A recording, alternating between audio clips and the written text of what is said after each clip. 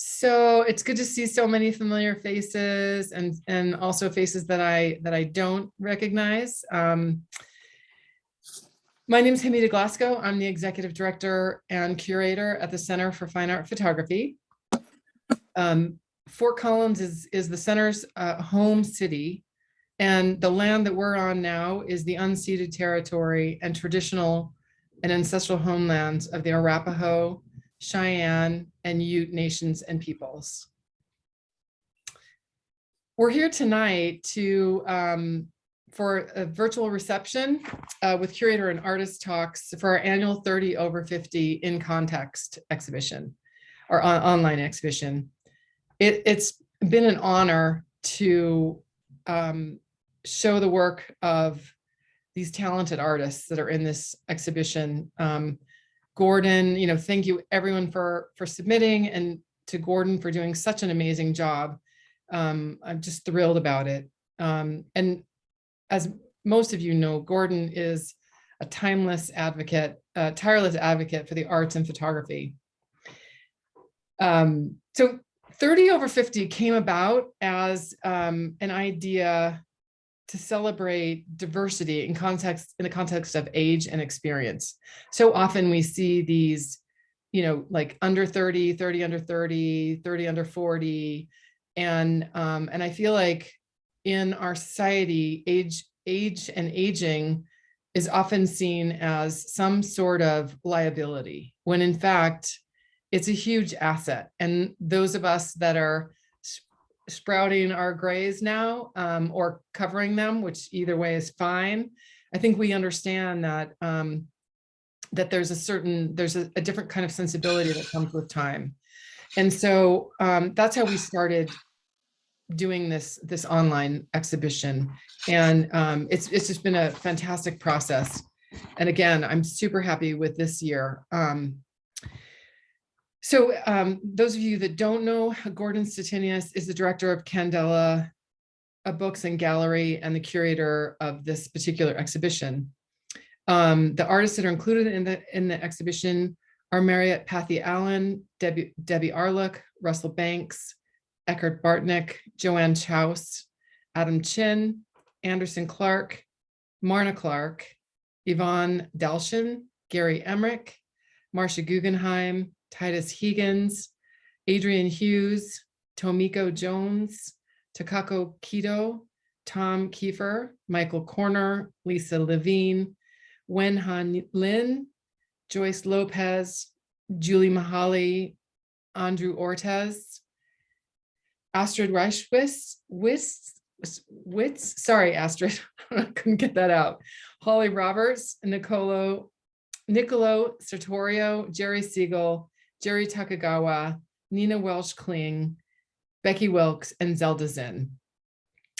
Fantastic cast. So tonight we're going to hear from the three award-winning artists from this exhibition. But first we're going to hear from Gordon and hear about his take on the selection process and the work that's in the exhibition. Gordon, I'm turning it over to you. Awesome. Thank you for everybody who is attending. I'll try to not belabor your presence, and I'll try to, shed some light on kind of where I was coming from during the course of this particular, hang on here. I'm gonna have to not be distracted by that. During Hamida's intro, I've had one vacuum cleaner run and one child completely melt down. So I've already been yelling from my chair. So forgive me if I have to get a little bit distracted. So I have to say, 30 over 50, the concept when presented to me by Hamida was, it felt a bit mechanical. Curator seems like a lofty word to utilize when, in a sense, I wasn't pulling threads together to express something of my own design. I felt like I was more just kind of checking in with a population of artists and more or less trying to come up with the top 30. I don't think I really fairly came up with the top 30 because there was probably more a top 50 or top 60. And then maybe I windowed it down a little bit with some kind of other characteristics, other concerns. Maybe people were sharing similar issues or sharing similar context for their work. And I chose to choose one person rather than have both kind of take up a space in our 30. But I just wanted to say that it was a privilege, honestly, but it was also kind of a bit of a challenge. I'll be honest. Having artists over 50, I'm over 50. I'm not going to diss anybody over 50, but there is a seriousness to and a dedication to the craft by artists who have been at this for a while.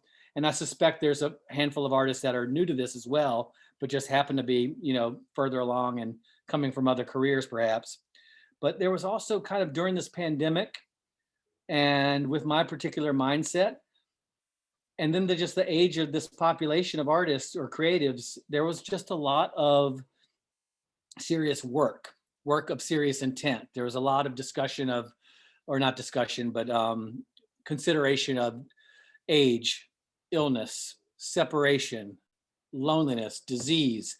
And I just was unprepared for the kind of the level of sobriety, the kind of the sense of importance that was kind of levied by almost every person. There's a few humorous people in the mix. There's a few people who, were, leading a life in pursuit of beauty or aesthetic kind of formal concerns. There are definitely those people among us. But damn, I was talking to Amita earlier today, and I think there was over 500 portfolios that I considered. And it was just real, considering the pandemic, considering that with isolation is kind of our norm really at this point. Maybe we're coming out of it. Some of you probably are, some of you probably aren't, but there just was a lot going on in this work. And I just want to say that for that, I think this work is a lot stronger than by rights I had anything to do with. There was just a lot of earnest, considered work. Now, you guys may feel free to interrupt me. I know everyone's muted right now, but if there is a pressing question, I could twist this into a conversation on a dime. But what I did, I think, given the parameters I was given, was there was a numeric system, and everybody started in kind of the dead center. I just kind of started everybody at a 4 of 7, I believe. And then I kind of just nudged people. My first pass, I nudged people kind of upwards and downwards, but not too aggressively, just trying to figure out what it was that I was looking at.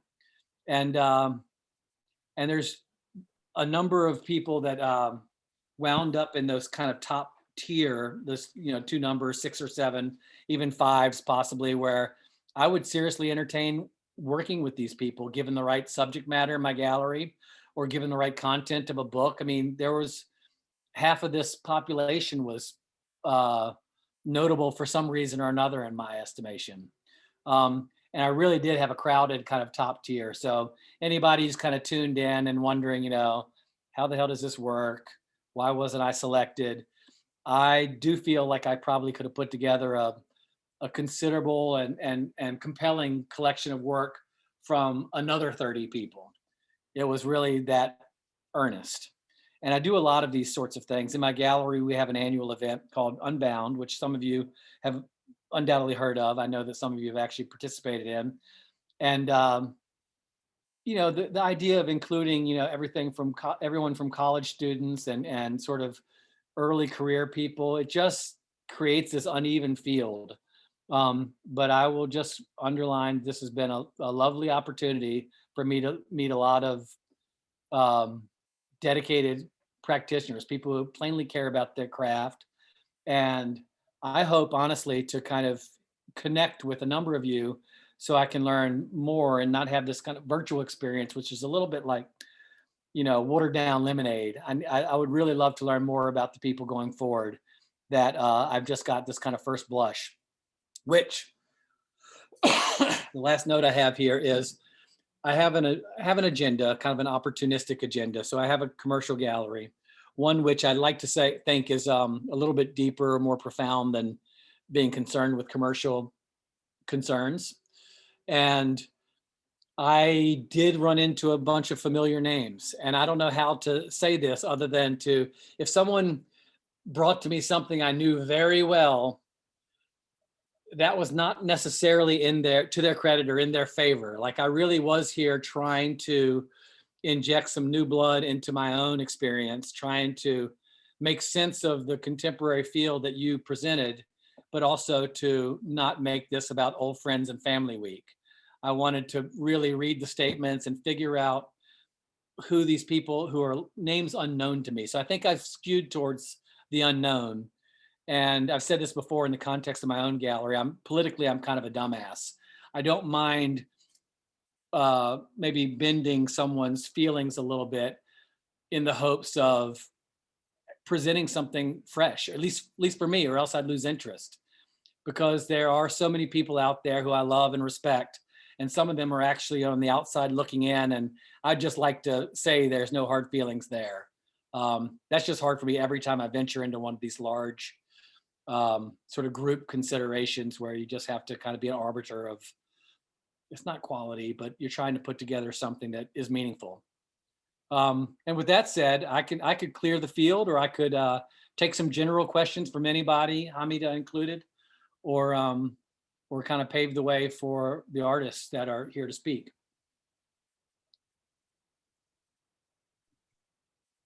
Don't be shy. Gordon has plenty of time, so he's opening up the conversation.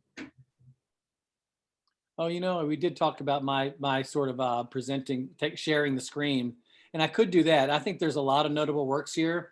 There is a question of what is the best strategy? Let me see where I am here. I'm not an expert at Zoom. The question is often put to me, what is the best strategy? Do you present like kind of a best of, or do you put together a coherent body of work? And I think that question answers itself simply because this is about portfolios. It should be kind of a mature and developed concept. And the people here, by and large, there's a few people who might have snookered me with some amazing images that were a little more scattershot. The work here is super compelling to me on either a process basis or a conceptual basis. There's political issues. There's work here that actually I could point out to that is kind of presents a difficult conversation for me as a commercial gallerist that I might hesitate to put into a commercial gallery simply because, damn, what can I do with this work?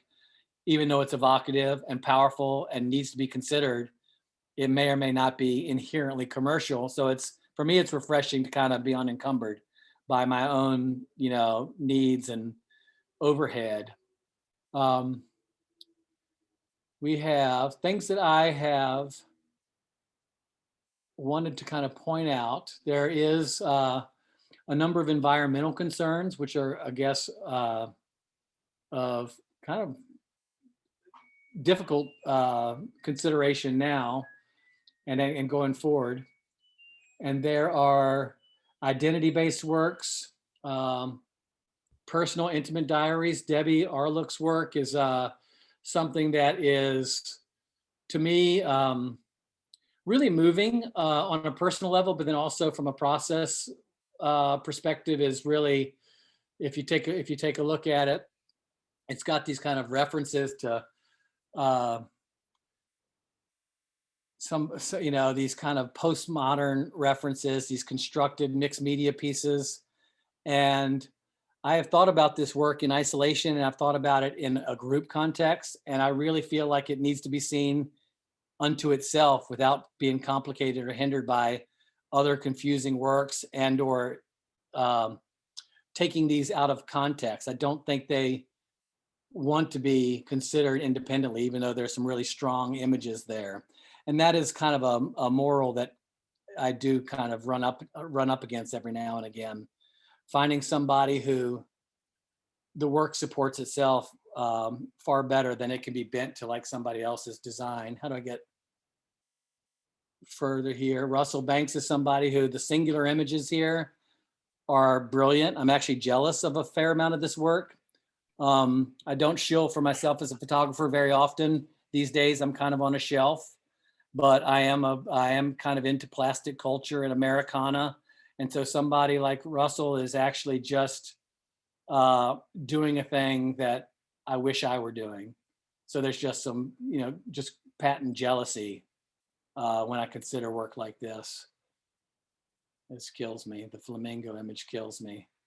Timing and decisive moment. I mean, it's something that is independent. They actually, a lot of these work independently in a way that the whole portfolio works together, but some of these images just kind of kill me. Eckhart Bartnick, that is a window into a situation, a documentary body of work. And if I'm correct, and Eckhart I know is in the audience, but this is somebody with more of a journalistic or documentary background, if I'm not mistaken.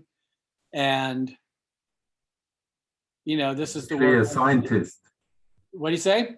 I'm actually a scientist. You're actually a scientist. Yeah. So photography is just my different life. I appreciate that. To experience things differently. I appreciate that. Yeah, no, these are incredibly tightly edited, well conceived. There's a story, so I mistook you for a journalist, and I still kind of stick to my opinion that you are or could be a storyteller, a sort of a natural storyteller, and climate being the basis, I think, of your concerns is what I read. Joanne is somebody who's familiar to me, and somebody who actually I kind of had an instinct to be hard on, but she's really been so consistent over the years that I've been following her work. And there's something beautiful and actually age appropriate. We've shown her in the gallery, full disclosure, in a few different instances, but there's something about somebody being courageous and open enough with their own, self-portraiture practice that they can amuse and engage emotionally with anyone who kind of has a openness to consider aging as a conversation and self-portraiture. Adam is somebody who we'll speak to later, but talk about process and something that one of the reasons why I sort of gave Adam a kind of an earnest affirmation, the award, just the technology plus the process and the archive basis of this work, to me, is just checks boxes, and it feels fresh in a way that I can't really describe for you. That's my paradigm, but I haven't seen work like this, and it both amuses and it frightens me, quite honestly, the whole notion of AI and how it's insinuating itself into our reality.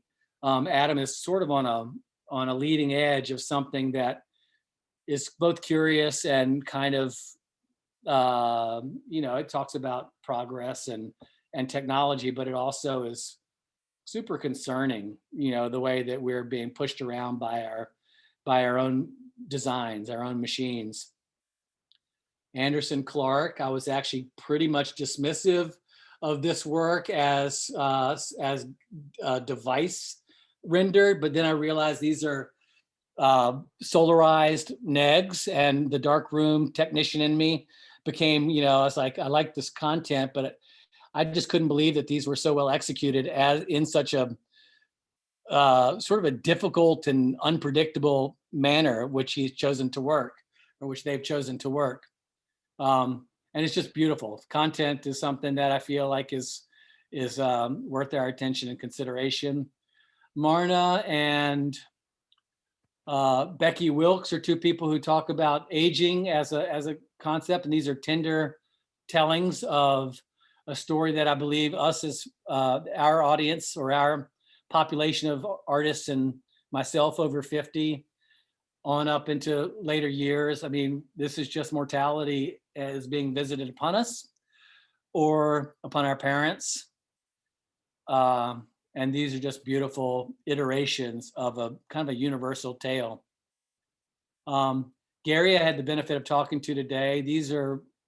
I like them despite myself. They are inherently political, and he's somebody who we discussed his having been kind of a promiscuous artist in that he ranges across process and concepts and has many different portfolios, which might make it hard to fix him in mind. But this work is corporate design, kind of desiccated and reconsidered. And these things are graphically interesting, and somehow I find myself drawn to them, even though they are depicting something that should make us by rights uncomfortable. Marcia has got a great archive-based body of work. Titus' work I've been following for, I don't know, 5 or 7 years since meeting him, I believe in North Carolina. Adrian is an artist who, there's a metaphysicality or a depth of appreciation kind of the sacred or the sanctity of nature. But there's also this project lilt that hooked me and has something to do with this intuitive craft that, I find to be infinitely interesting. Tomiko's work is really solitary and excellent. Takako Kido, we spoke earlier today, and this work is amazing. I have to say it is sensitive and quiet. And had it not been kind of in a portfolio consideration, it might be easy to overlook a small dab of 2 or 3 images in a loud and crowded room full of images and artists trying to preen and be themselves. Her work might be a little bit subtler and lyrical, but I had the opportunity today to look at work, 40 images, well beyond the submission, and it's moving. It's just beautiful work about tenderness and kind of a holistic appreciation. I don't want to steal her thunder, but I'll let her speak to the work. But it's something that was kind of, I don't know, missing in this culture, the culture I'm a product of. Tom Kiefer. He is, I'd say he's a friend and somebody that I by rights might have passed over, but his work is important. I don't know if you're familiar with his work, but you should dig in and see what he has, the massive archive he's created, which these 10 images only suggest that. I might give him credit for like the contribution he's making to a political discussion about immigration and the way this country regards itself and its neighbors. And there's something about Tom that is, I will never not be interested in him. Michael Koerner, had an opportunity to speak with him today, and somebody again who's the weight of this work is significant and something that is moving. The backstory is there. I sometimes find myself when confronted with a mass of images or a mass of artists and messaging, I don't necessarily want to go to statements. I want to give my instincts kind of a first pass at things, and I'll use statements later down the road to maybe draw a finer appreciation on something. But his backstory is one that is both personal and of, again, national import, honestly. But what I find interesting in the sobriety or the seriousness of this work, he mediates it in this kind of chemical, beautiful way that I just have to give credit to. And so Lisa Levine's work, I've never met Lisa to my knowledge, but this work amused. This is probably one of the lightest portfolios in the group, and these images kind of kill me in a way that they scratch an itch for me that's kind of Americana based. And this is also a larger body of work than these 10. And to me, they're kind of like Tim Burton designed reality. Win Hong Lin is somebody who wrote about dislocation, and again, it moves me. I can't say enough that there's seriousness abounding in this work. Joyce's work is about the environment and the planet. Julie's work is actually interesting. I've been a fan of her work for a long time, and we share an interest in toy cameras and plastic cameras. And I was really gratified to see this portfolio because it's got a less whimsical nature to it than some that I've been following her work over time. And this feels like it's got something more serious to say. It doesn't have that kind of trademark. I hate the way that toy cameras have been sort of postured by the the Lomo crowd that don't think, just shoot, just have fun. And I think Julie over time has, been able to provide some humor and some levity, but she seems to be as serious as she is lighthearted. And so it was fun to see these for me because I was familiar with some of her work before. Andrew, Astrid, I've actually liked this work. I've met her, Astrid, in previous, I don't know when, maybe Photo Lucida. She's somebody who has an archive-based work of ancestors and kind of that, I don't know, I used the word cottagecore earlier today, and it's not quite fair to her because it's so tactile and there's a physicality to her practice and intimacy and kind of it's work that I find to be really interesting. She joins a kind of a group of, there's a guy named Raphael Goldchain who channels his ancestors through performative nature. Her work kind of is in conversation with people who are trying to reckon with their own ancestry and lineage. Holly Roberts, I love. I noticed Holly in the audience here, and she's somebody, full disclosure, I have worked with again, but I've admired her work for years. So to me, it's just flattering. She's, sort of enjoined this process to get work out here.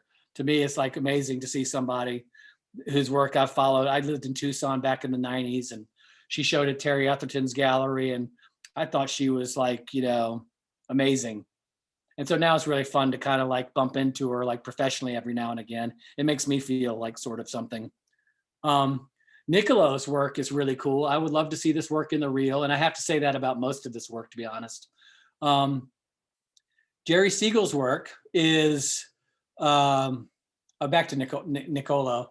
His work is kind of staged or ultra art directed, but moody and controlled and a little more of a composition, a little more lyrical than some of these other bodies of work that, deploy, I don't know, whimsy or accidents or archives. Nicola is very controlled, but his work has been really compelling when I've seen it in the last few years. Jerry Siegel, interesting to me. I've been involved in a couple of Southern exhibitions, and you can't go there without race and diversity being a prominent feature, or maybe it's a background condition to the work.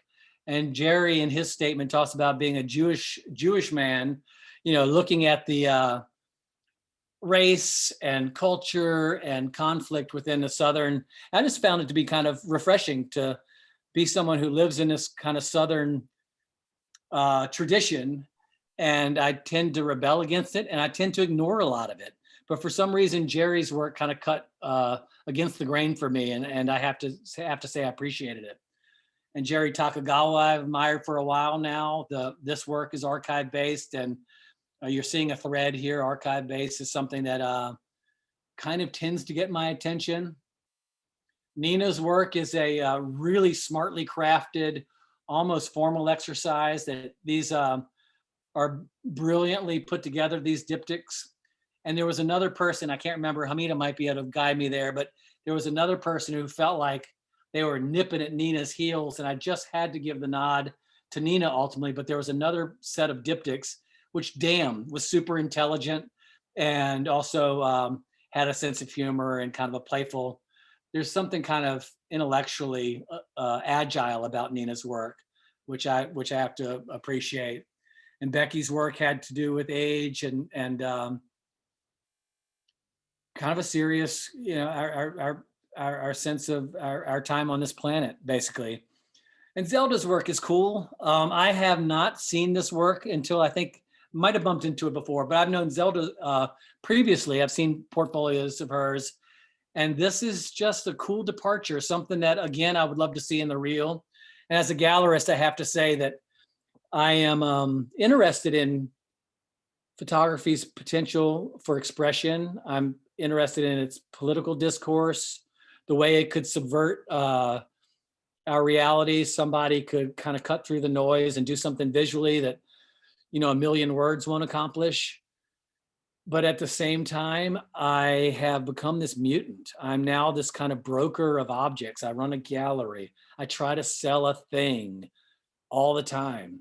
And I find myself wanting in this moment to see all of this work in the real. So it's an invitation to all of you and many others who participated in this process to reach out to me. I am engaged by every bit of this work.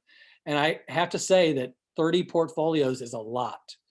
And I am proud of how this came together. So with that, I will now sign off and let the artists go to town. And I'll share my screen or unshare my screen. How does that work? Thank you, Gordon. Yeah, unsharing your screen. Perfect. Yeah, stop share.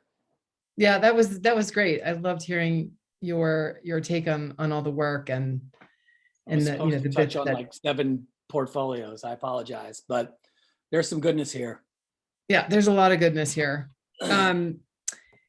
Adam, would you Hi. like to speak? Yes, I would. Wonderful. Yeah, Adam I'm here. Chin. Thank you. Thank you, Gordon, Hamida, for having me. I am really touched and very, just really honored to be here. To get started, what I've been doing for the last couple of years is combining photography with AI. And I'm not going to go into really heavily of the techniques, but I've been trying to see how, if you take a real photo and you have this stack of photos over here with information, is like, can I use that to extend the photo? And that's what I've been exploring. And before I get into it, I found a 2-paragraph article from Tony Kushner about advice to a late career artist. And I'm going to put it in the chat here. I'm not going to read it, but you guys can read it during the hour. And he said how I feel about getting older better than I could. So go ahead and read that. And so I'm going to talk to you a little bit about how I got into doing AI, which I think is also relevant to this group. Adam, Yes. I'm sorry, I'm going to interrupt you for a second. Can you share your screen so we can also look at the work while you're speaking? Sure. Yeah. Okay. Here comes. Thank you. There we go. I'm going to share. Yeah. Okay. Yeah. So my background is in computer graphics. I worked on commercials and film and TV for many years, but a couple of years ago, I stopped working. I think I was kind of tired. And what I found myself doing mostly was I was taking care of my elderly mother who was in assisted living. And I was actually perfectly happy doing that. And but I realized that after she passes, I'm going to have to go back to work. And technology, I didn't want to go back to exactly what I was doing before. And technology is sort of a young person's game. And I realized I'd aged out, that most people, when you're 40 in Silicon Valley, you're considered kind of old. And I'm 60 now, and I'm going to be 61 next week. So I was already 2 generations too old. So I was kind of scared about, wow, how am I going to be able to find a job afterwards? And what I saw was that AI was coming in, and that there were going to be jobs there that could carry me through the end of my work career. And so sort of out of fear and out of curiosity, I decided to try to retrain myself and to learn AI. And so I went to this online school called Coursera, and I took 2 courses in AI. And I'm giving these guys a shout out because they were really good classes. And they were hard. I had to pull up math that I hadn't used in about 35 years. And so this part of the story is like, I was asking, the question is, can you retrain yourself to do something different at an older age?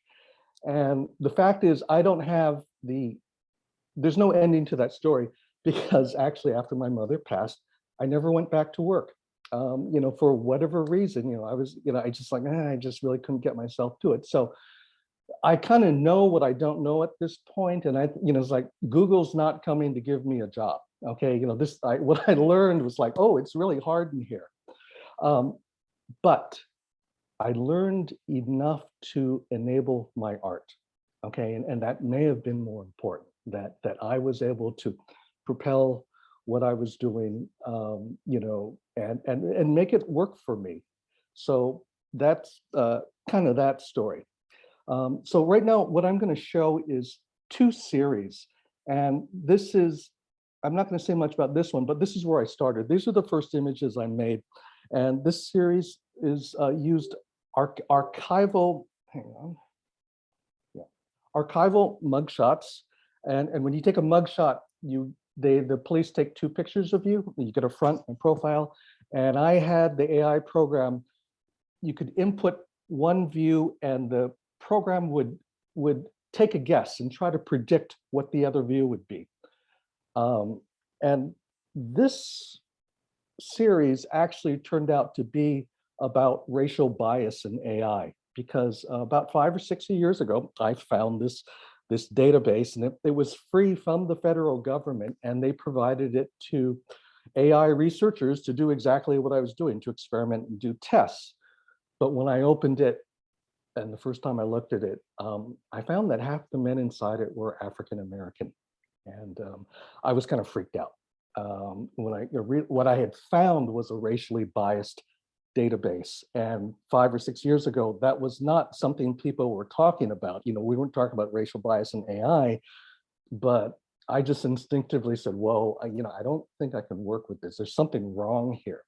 And it wasn't until about a year later, when I couldn't find any other databases to work with, I said, you know, if I'm going to use this, then that's what this is going to be all about. Anyway, I won't go much further into it, but you can see the experimentation I'm doing, and basically what I have behind the scenes is 500 500 mugshots that are being used to train the AI. And here's the last one in the set. And the reason I included this one is that you can see the program making a mistake in that it's changed the ethnicity of the man. And I know that my program was not, I didn't have enough samples in it to be truly accurate, but I include this to see, oh, here's some of the problems that are going to be coming down the road with this AI thing. These are some of the types of mistakes it can be making. So here is the series, Photo Booth Kiss, is what I did afterwards. And the reason the mugshots worked was because I had two pictures of the same person. And that's what I'm taking advantage of. And so afterwards I said, well, you know, what are the other situations where I have multiple photos of the person? And the natural answer was like, oh, you know, photo booths. I get 4 pictures of a person on a strip. And I knew that's like, ooh, I think I can, that's like a gold mine of information, you know, from an AI standpoint. So I said, you know, I think I can do something with that. So I started collecting photo booth strips from friends, and I started studying them. And what I saw was that usually in about the 3rd or 4th picture, couples start making out. And, you know, it's actually really cute. And if you, I kind of noticed that somewhere in the 1990s, I think they started putting photo booths in bars.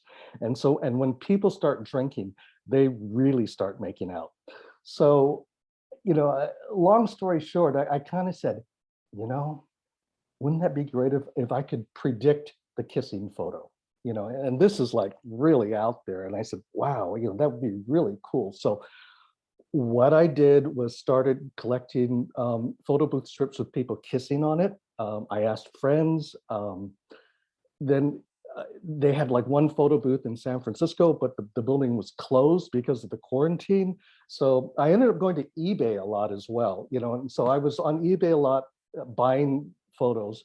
And I eventually built a database of about 200 kissing pictures. And so I would pick two pictures out of each strip. I would have a picture of the 2 people looking at the camera and a picture of them kissing. Okay, so I showed 200 of these examples to the computer. Here's what they look like looking at the camera. Here's what it looks like when they kiss. And after I trained the neural net on that, I could put in a new picture like this one that the computer hadn't seen before. And then you're asking this question, given what you've seen before. What do you think it would look like if these two people were to kiss? And that's where I started getting a picture like this. And the pictures are kind of ghost-like and kind of sketchy because it's such a hard problem. I'm actually pushing this algorithm to a breaking point, and most pictures don't work. I would get a blob or a mess. But the first time that I started getting these pictures back was really exciting. It's like, oh my God, they're in the kissing position, you know, and it felt like I was looking in a crystal ball, you know, it's like, show me, you know, or mirror, mirror, you know, show me Snow White. Who is she kissing now? You know, there was like trying to peer, you know, into this, you know, watery, blurry mess to see this other dimension. You know, in science fiction movies now a lot, you know, you have these alt universes, you know, and I kind of felt like, wow, I'm really trying to peer into the alt universe. And in this universe, people are, you know, this couple's kissing.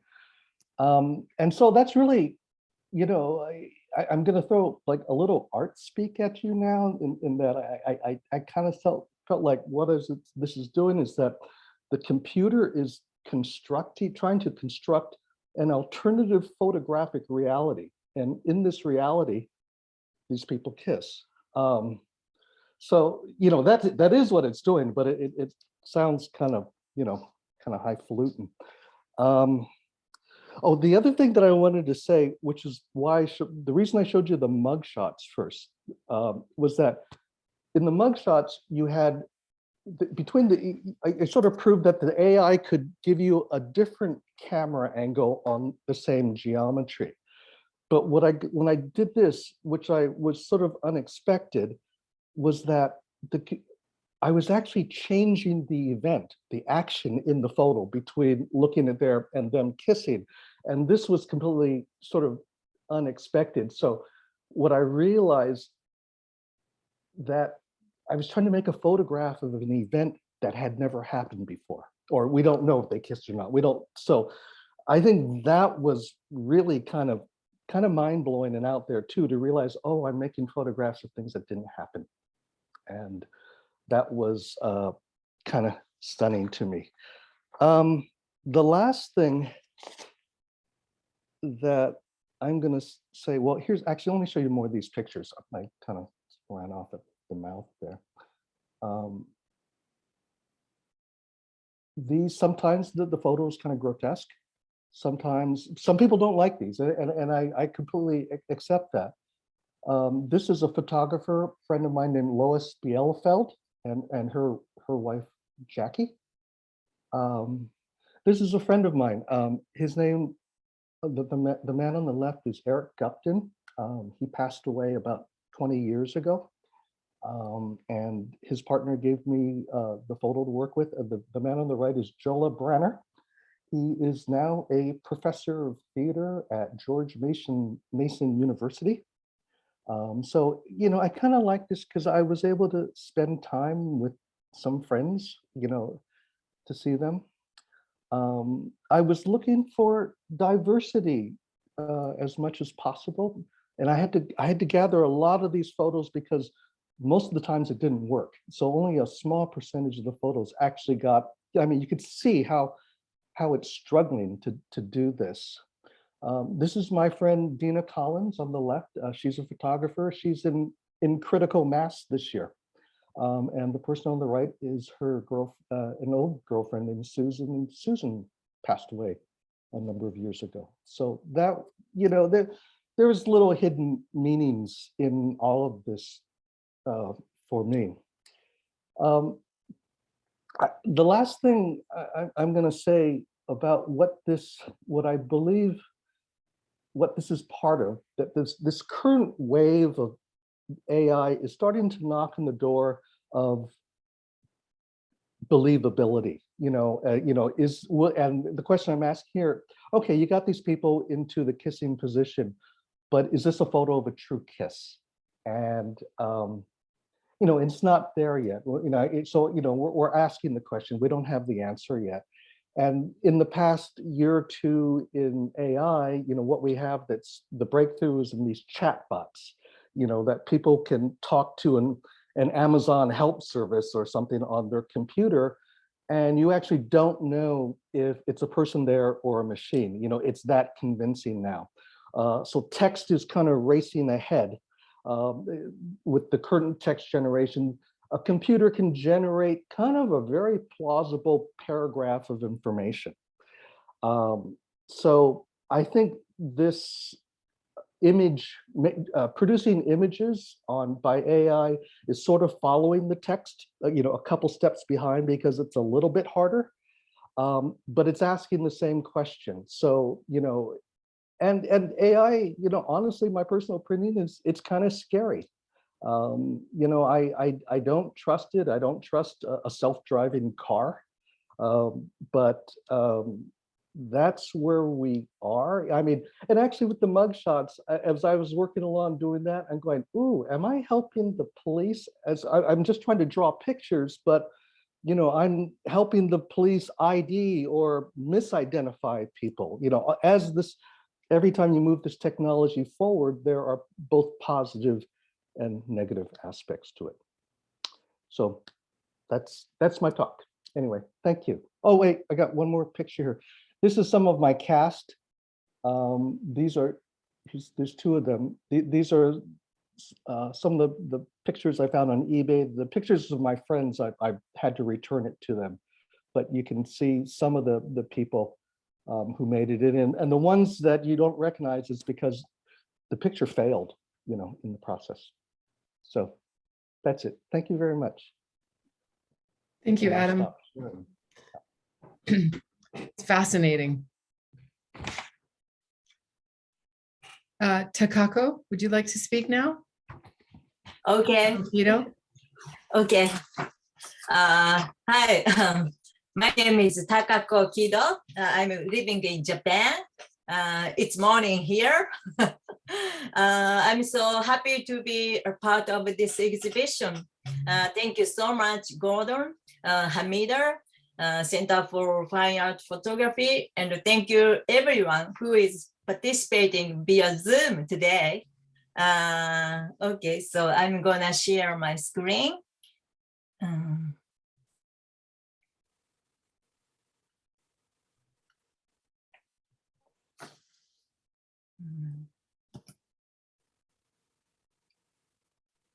Okay, do you see my image? Yes. Okay. So the title of my work is Skinship. Skinship is a tricky Japanese word. Actually, it's tricky for Japanese. Almost all Japanese people think it is English because it sounds like English. And that's automatically and unconsciously makes Japanese people think English-speaking people are having skinship. I was one of them before I was in trouble in New York. Skinship is the skin-to-skin, heart-to-heart relationship between a mother and a child or a family. It includes various forms of physical closeness, holding hands, cuddling, carrying a child on the back, breastfeeding, co-bathing, co-sleeping, and even just playing together, anything which builds intimacy. Through an experience of loving touch, a child learns caring for others. So Japanese skinship is considered to be important for strengthening the bond of family and also for the child's healthy development. Skinship usually continues until a child stops by himself or herself. I'm going to show you the images. Yeah, I show the images and then talk. It's a bit difficult for me to showing and talking at the same time. Traditionally, Japanese women keeps umbilical cord throughout the life. So the left one connected me and my mother, and the right one connected me and my son.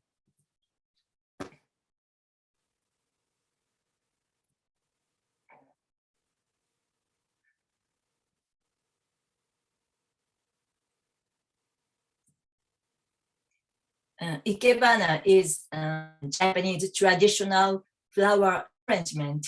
My mother is an Ikebana teacher, so my son learned how to do it from my mother and created this work.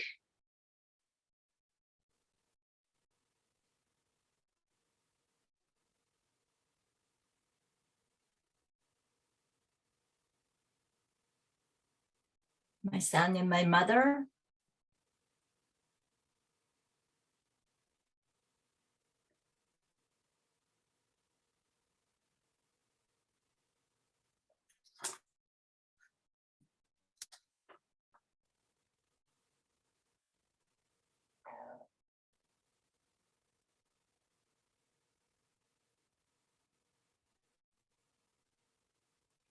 The last year, he couldn't put his face in the water, but this year, I mean, when I took this picture, he can swim, he can do this. He's not swimming, but he can do this.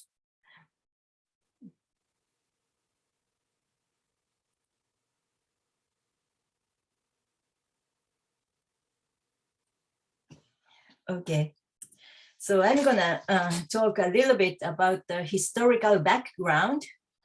Before the World War II, Japan was a big breastfeeding country.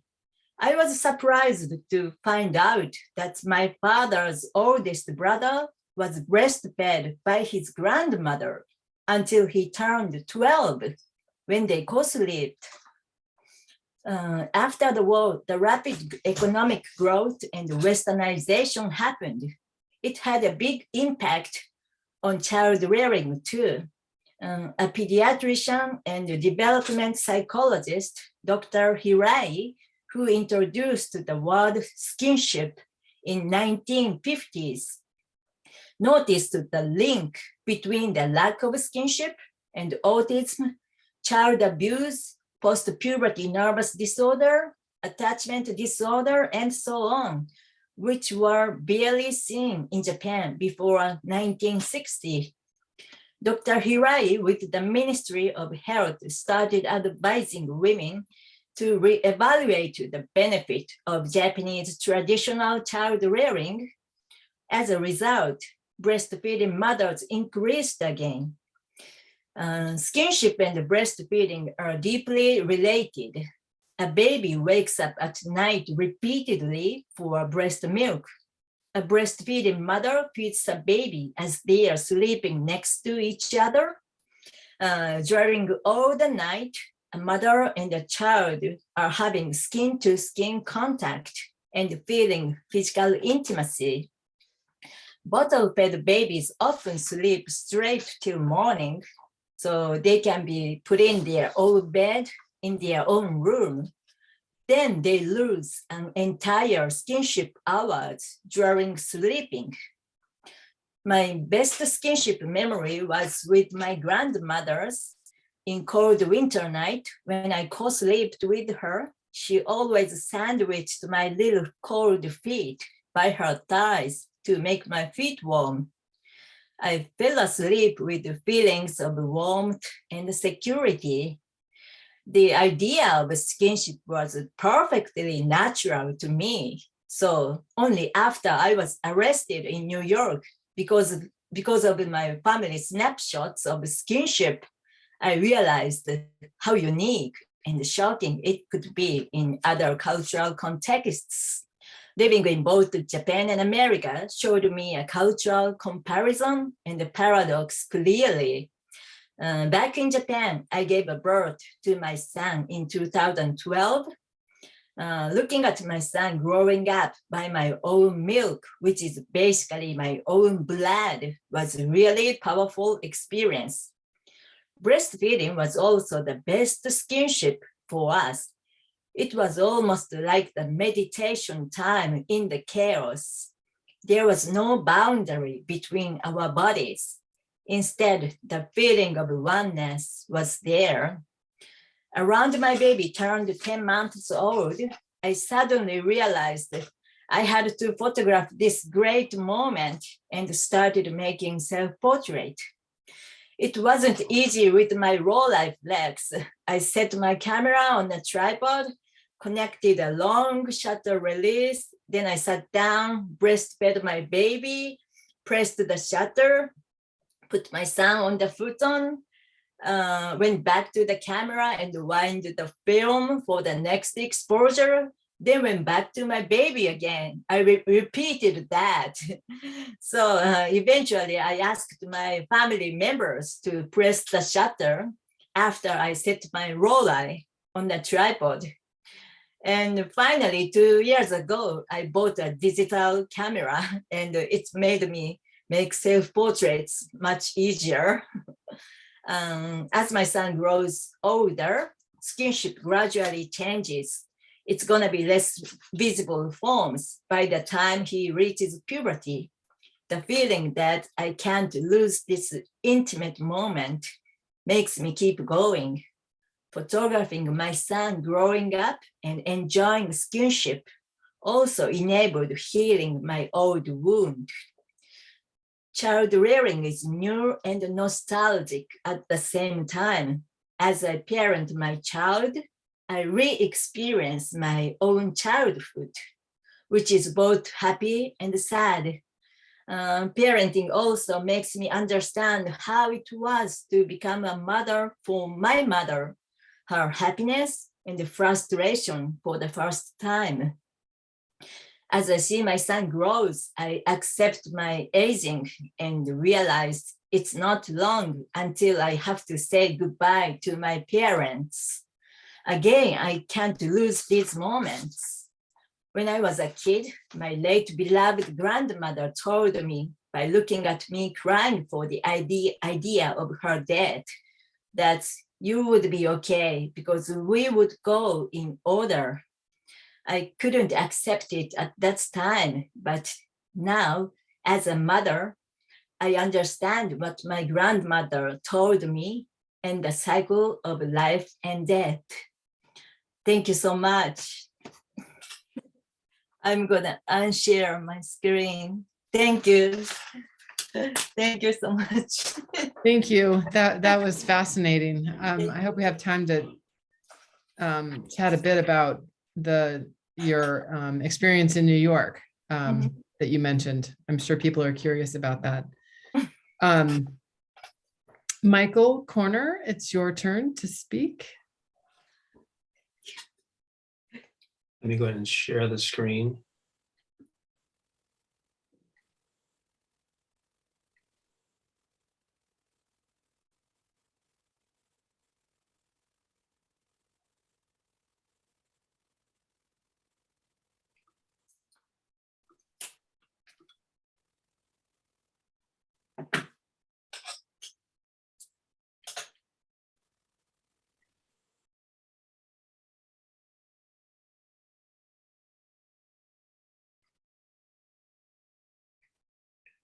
Are you guys able to see that? I can't. It Let looked me- like it was loading and then it stopped loading, at least Yeah, for let me. me check my connection real quick.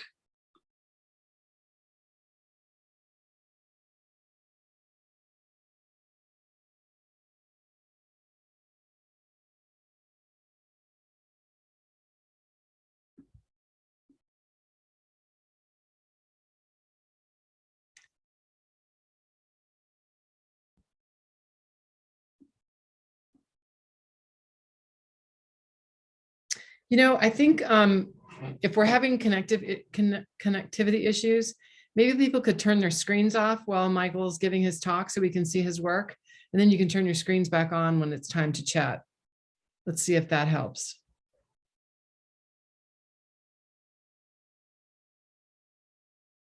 Are you there, Michael?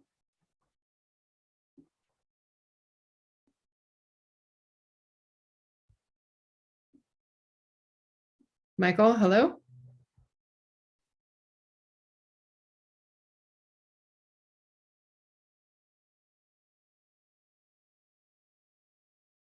There we go.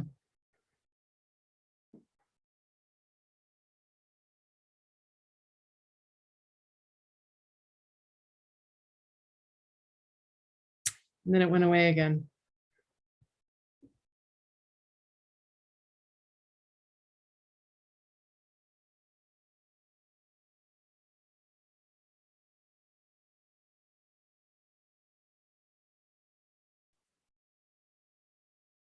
Michael, what's happening on your end? You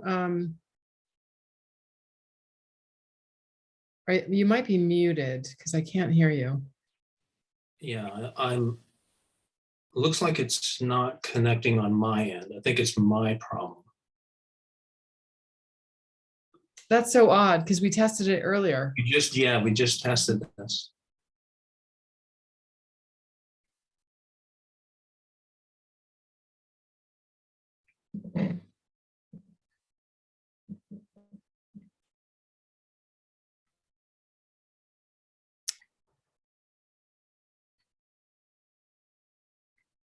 There we go.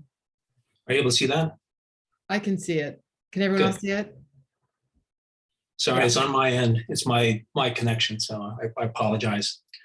Well, let me start by saying thanks to Hamida.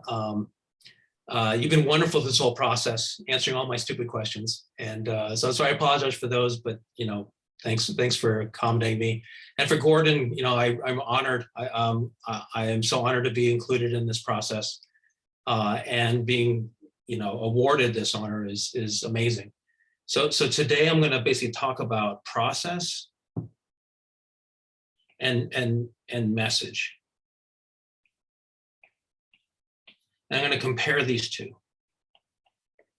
And for me, this is really quite the juxtapositions. It's the process is all about play, and the message. I'll zoom out a bit from our artist statement. The message I'm trying to get across is very serious. This is serious. So the juxtaposition is very difficult because the way I produce these plates are on 10 types. It's related to how I play in the darkroom. My background's in chemistry. I teach at the University of Illinois. I was just talking to Hamida and Gordon and Adam and Takako that I have like 800 students. They're all pre-med. It's a nightmare. It's a nightmare.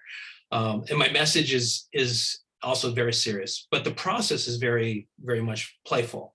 So my mother was 11 years old and living like less than 30 miles away, basically across the bay from Nagasaki, when the atomic bomb was dropped in 1945.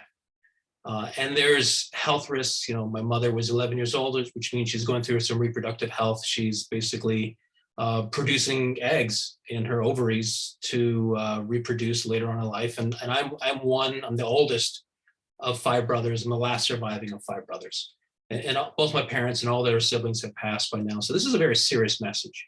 So I'm comparing these two things. I'm comparing process, which is, I'll relate to is basically art and play, versus the message, which is very serious. And I'm using this quote from Einstein, which is play is the highest form of research. So he's basically talking about play, but he's also one of the researchers for the Manhattan Project and one of the inventors of the atomic bomb. So I'm cognizant of this shared meaning of this quote. So I'm going to go through just the first 3 years of my work using 10 types, and the first one is from these are from 2016. And this one's called Escape. And in my work, I'm growing fractals. This is what a fractal looks like. This is a fractal. This is a dendritic.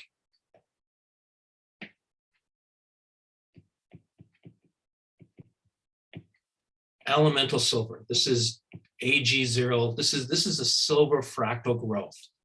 And escape means whenever you see a fractal in my work, it's either radioactivity, or it's cancer, or it's tumor, or it's some mutation in DNA. And this is a part of cancer that's undergoing like lack of contact inhibition. It's invasive, it's leaving the organ, it's going to some other part. So this is pretty serious. Well, growing that fractal, these fractals, and this is toner used to make these into this orangish reddish. This is a gold toner. And this took me like 6.5 years. of basically hardcore play to get these fractals. I mean, my PhD took less than that. This is more time than my PhD in chemistry. This is frustrating. This killed me. I was just pulling my hair out when I had hair. From the years 2009, 2008 to about 2015, I couldn't get fractals to grow. And when I finally could, I was pissed. So I'm going to grow fractals. I'm going to cover this whole plate. This whole freaking plate is going to be covered with fractals. And there's high concentrations, solid white silver particles. There's really fine ones. There's gold tone ones. And I'm just going to go to town. This is when you finally break through. This is what you do. You just go to town. And in 2016, I went to town. Well, what does that mean? Well, I've got fractals growing here. I'm also cutting into these plates and allowing a channel of the developer to form these long dendritic parts. And this is at the Met. This is at the Metropolitan Museum of Art. They acquired this piece shortly after I produced it. So I'm able to add more technique. I can tilt the plate, and I can get a higher concentration. I get this really glowing part. So I'm basically just feeling out this process. This is early on. And then later on, and then here are some of my tools. I'm pouring these developers. I'm making these developers on my own. There's these eyedroppers. There's a spray bottle. I'm spraying on these developers. I'm using syringes. I'm squirting them on. I'm slinging them. I'm using straws. I'm flinging them. I'm just playing. I'm just trying everything. And this is my laboratory technique. This is a dial here. This is an auto pipette. You can spin this dial and you can get a different number. This is like 100 microliters. You can get a tenth of a milliliter, a drop basically. And here are the tips that go on here. And I can basically use a plunger and add these chemicals, these developers, and make these fractals. And this is from 2017 now. And what I'm doing is I'm playing. I take a gloved hand, I have a hand with a glove on it, and I just soak it with collodion, salted collodion, and I just slap it on the plate. Like, what the heck? Why not? Let's see what happens. And then when I remove my hand, there's no collodion here. But there's collodion every place else. I add my developer and I get these fractal growths. This is basically like a mutation or a tumor on my flesh. And I can get colors, I can get pastels. All this is silver. The fractals are silver, it's elemental silver. This is from a spray. So I'm just playing. I'm using sprays, formulating my own developer. They have basically 4 parts. There's the active reducer. Being a commercial developer, there's usually a restrainer that slows it down. I don't use a restrainer. And then there's some preservative, and they last on the shelf for 3 or 4 months. I don't use a preservative. And then there's the activator. Usually it's a base, a carbonate, and I have access to my lab in the university. So I use super activators and I pump up the concentration super high, sometimes even warm it. And this is only active for maybe a minute or 2, maybe 5 minutes. So this is really, really strong reactivity going on here. So I'm getting colors, pastel colors. I'm spraying on, getting these textures. And this is a DNA diptych. This is like a DNA strand. This is just a little bit more whimsical. This is twins.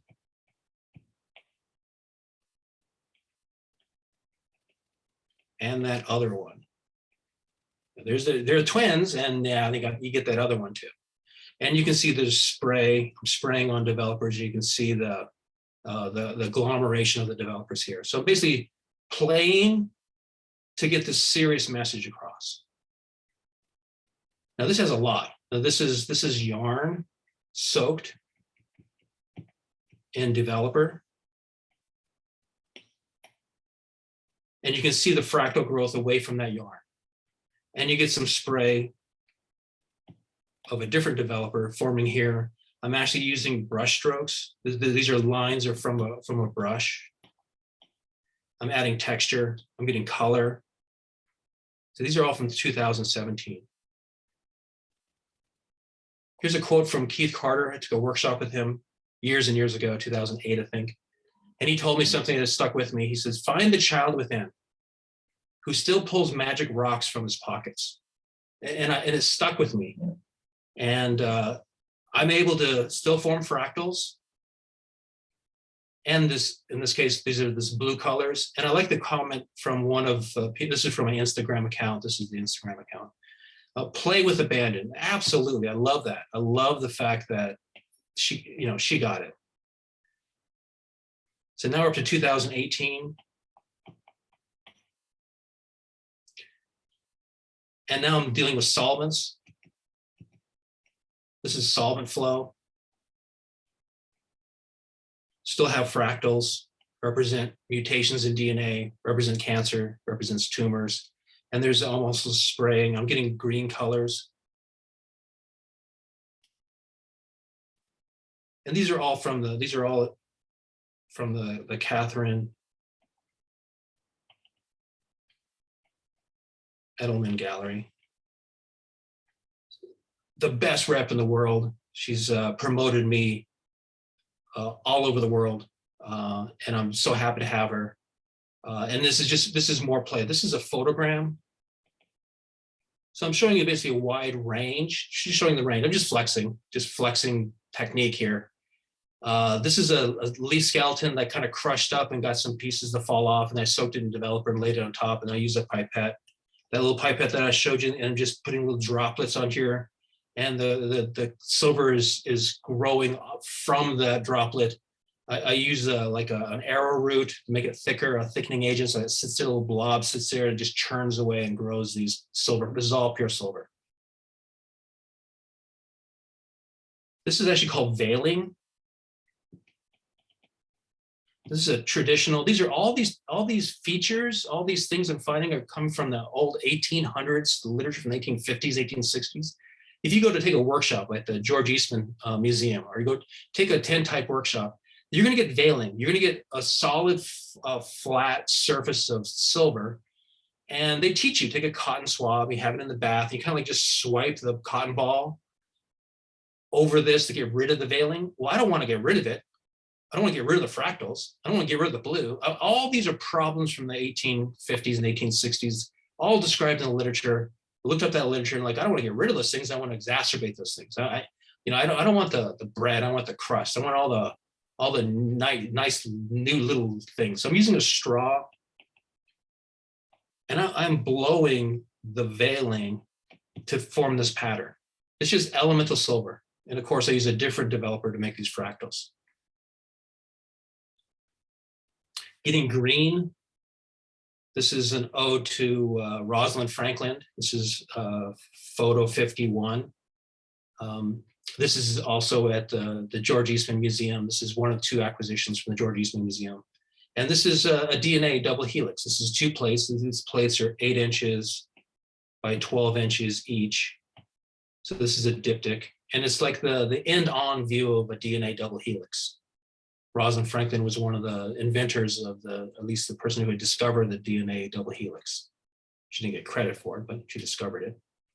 And then again, just flexing, just showing you techniques, just showing you how I played and how it turns into basically showing my message. A very playful, whimsical, technique-based process that I use to make a very strong message. And you can see very subtly dendritic sites, these fractal sites that are probably in the bloodstream. Maybe these veins are from solvent flow, but it looks more like something, maybe a capillary action for leukemia or lymphoma. And a lot of these techniques playing has costs. And the master has failed more times than I'm showing you the success. I've made a lot of messes. Just playing, I do all the measurements in the morning and I have no thought. I don't weigh anything. I'm just slinging stuff and blowing stuff onto these plates later. I'm just playing later on. So these are all from 2019. And this is called a short pour, where collodion salted collodion is poured on the plate and tilted and flowed this way. And then there's more collodion is poured on the plate here and flowed this way. And it gives you these gaps. And I'm able to get blue. This is called Tears of Buddha. Again, fractal patterns. Here's a swipe, a brush swipe. This is a brush. And silver metal grows off of these. I'm actually revisiting this technique. I like this. Put a big heart there. I worked in the darkroom this morning trying to reproduce this for some new work. This is from the Telios series. Again, getting colors, greens, pastels. This is pure silver. Even the green is silver. It's all based on particle size. And I'm just playing in the darkroom, but I'm creating a very serious, almost harsh message. And this is kind of like culmination. This is also from 2019. This has everything. It has texture, it has layers. I'm pouring developer, getting this ridge, and then I'm pouring developer again. So you have this layered effect. I'm getting purples, I'm getting greens, I'm getting these kind of like yellowish, also getting the other fractal. This is quite an involved plate. And again, the fractals, this is a DNA plate, this is a double helix. And it involves, this took a long time. This is a lot of techniques involved in this one plate to get these textures, getting textures. And it's all silver based. And I'll end my talk with this. I show this to my students. Actually, I show this picture of this young woman without the text. Close out the talk by this way. I actually asked the students, what do you think about this person, this young child?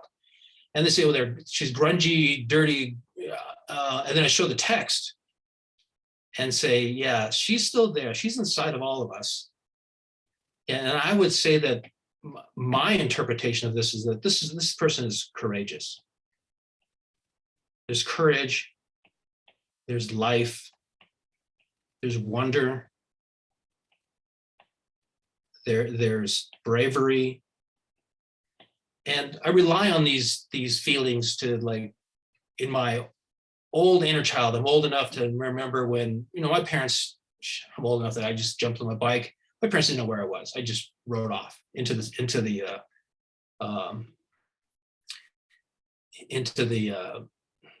wilderness. We would play forts, we'd have dirt clod fights, we just go play. And that's what I use in my darkroom, slinging stuff, different techniques, but to get a serious message across. So hopefully I'm giving you an idea of the process I'm using and the message I'm trying to convey in my artwork. So thank you guys for listening to my little talk. Hope it was entertaining enough. And I'll turn it back over to you guys. Thank you. That was fascinating. Beautiful work. Thank you so much.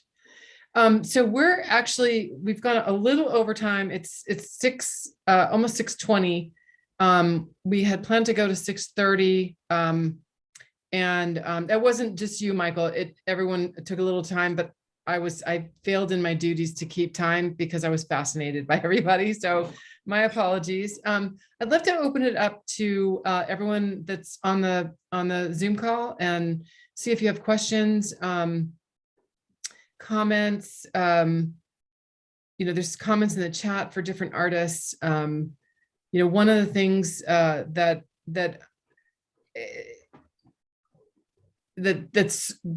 I was really interested in, that I had alluded to earlier, was that Takako was actually arrested in New York because of images that she had on her phone.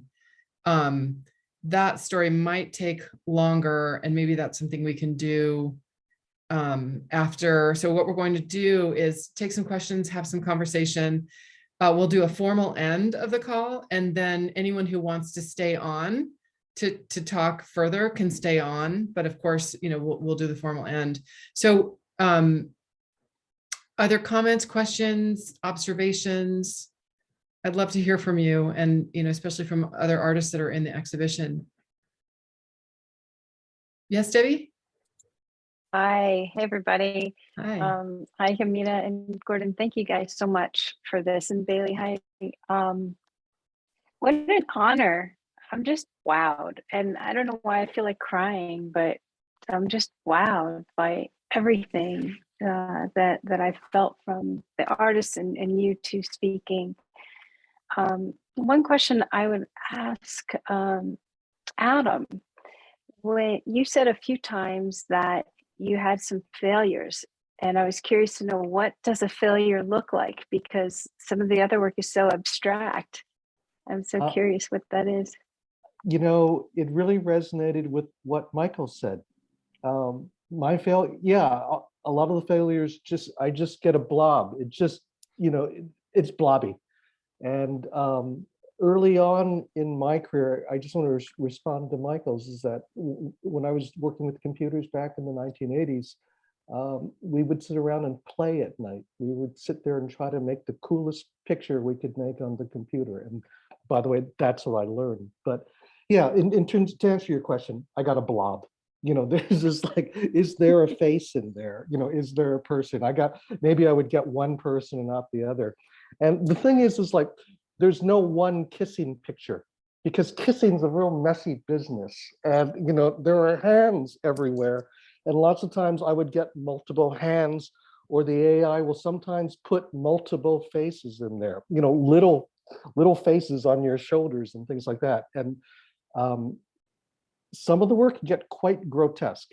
And that's one of the things that I'm seeing right now with this current wave of AI art. The neural nets hallucinate.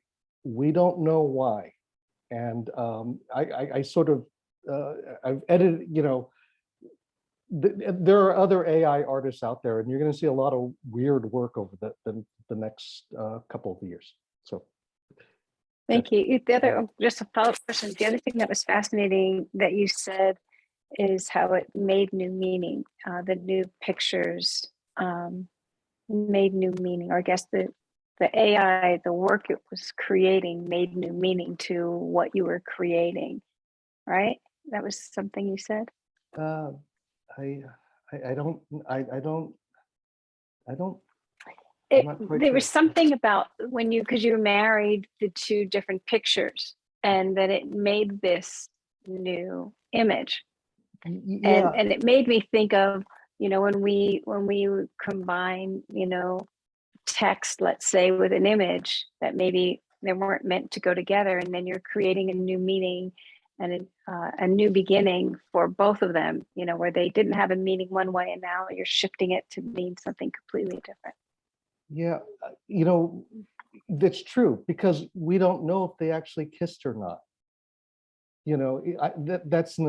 I'm making a guess of what it would look like if they'd kissed, and that's strange. It is really strange. And what I'm saying is that, wow, we are making photographs of events that did not necessarily happen. And that's, I mean, you can take it very lightly and say, oh, this is like a movie special effect, which is like, oh, you just bent them into position. But but on the other hand, you can also take it very seriously and say, hey, we are creating a different reality. So that's the two sides of how to look at it.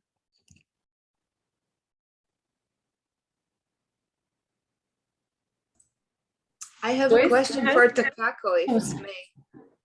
Sorry, Eleanor, I stepped on top of you. Say it again. No, I have a question for Takako, if I may. Yeah. So first of all, Takako, really amazing work, just incredible. And I wanted to ask if this incident and knowing more of American audience, if it affected your work somehow, if you were more aware of the way other people in America, maybe in other countries, perceive the work, or if it made it more, thinking about audiences, educational for let's say American audience or audiences somewhere else. Okay. Thank you, Eleanor. I didn't understand your question. Can you explain it a little more easier way? Yes, so mainly I wanted to ask if exposure to American audience and the way they see nudity within the family, if it affected the way you took pictures or the pictures you're showing or the way you think about your work or what you want to put in your work. You mean when I am showing my work to American audience? Yeah. Yeah. What do I? No, I don't quite understand. I'm so Not sorry. only showing, no, it's okay, it's okay. Not only showing, if knowing how people here or in other places think about your work, if it affected the way that you're photographing, the pictures you're taking. Oh, okay. Yeah, I always thinking about it. I'm always thinking about it, you know, how American people, I mean, how Western people take my photo, and also how Japanese people take my photo. Yeah, probably it's different. Yeah. So yeah, I'm always thinking about it, and I'm trying not to too sexy. Right. Yeah. I mean, sometimes, you know, I take a lot of pictures, and sometimes it looks sexy, it looks weird, and yeah, photography is moment. I mean, so it's sometimes, you know, probably Western people don't accept it. It's so unacceptable for Western people, or I don't know, but at the same time, I'm trying to push the boundary. Right.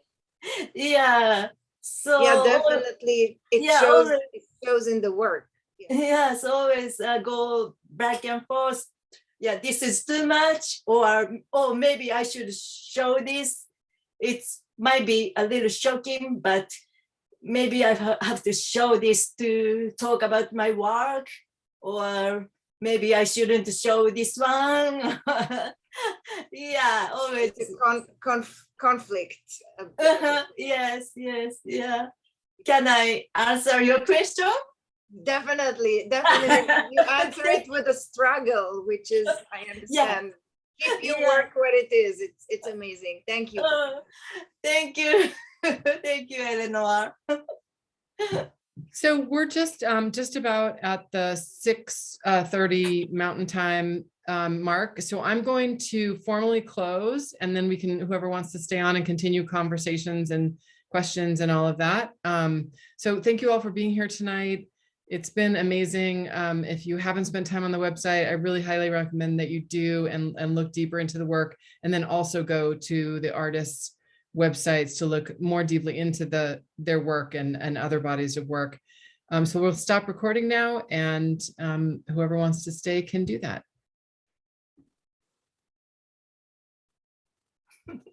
If I can stop recording.